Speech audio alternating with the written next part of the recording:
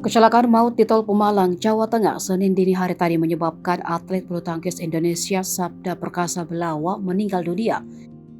Ia menjadi korban meninggal bersama sang ibu Anik Sulistiawati, sedangkan ayah dan kedua adiknya selamat dari tragedi tersebut.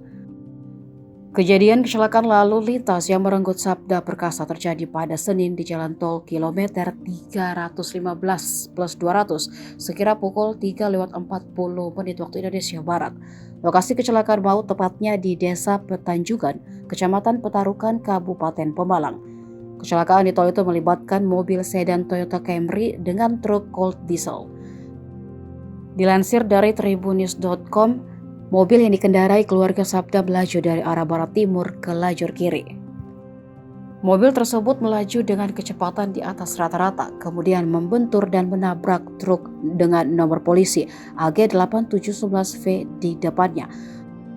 Penyebab kecelakaan ini diduga karena pengemudi atau ayah Sabda dalam kondisi mengantuk. Dalam insiden ini Sabda sempat dilarikan ke rumah sakit, namun sekitar pukul 7:30 pagi ia dinyatakan meninggal dunia.